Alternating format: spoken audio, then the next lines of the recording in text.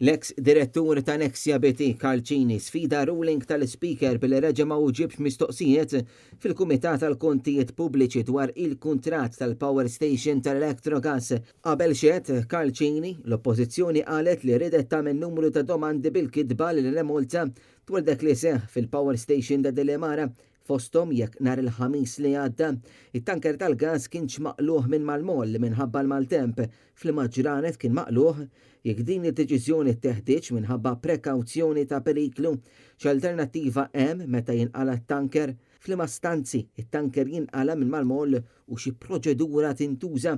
Il-Gvern iżda ma qabilx li dawn id-domandi isiru lil Enemolta. Iċ-Chairperson Darren Karabot insista li dawn id-domandi huma relevanti għaliex jitrattaw l-infiq illi għamlet l-Enemolta. Id-Deputat Nazzjonalista David Jones qal li hemm differenza bejn talba mill-PAC u mistoqsija parlamentari u sostna li dawn id-domandi huma rilevanti għal rapport dwar il-Power Station tal-Electrogas. Min-naħa tiegħu id-Deputat Nazzjonalista Graham Bencini qal li rilevanza toħroġ mill-fatt li rapport tal-Awditur Ġenerali jitratta l-ħażna tal-gas.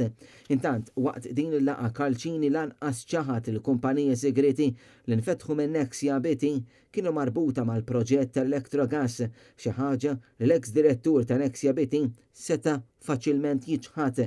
Tul is-seduta kollha tal-PAC Kalċini baqa' jgħid biss neżerġita id-dritt għas-silenzju.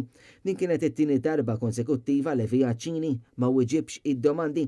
Kien għalhekk li ċ-Chairperson tal-PAC Darren Karabot irrefera din il-kwistjoni l-Speaker Angelo Farrugia li min-naħa tiegħu fil-jiem li ġejjin għandu jagħti deċiżjoni.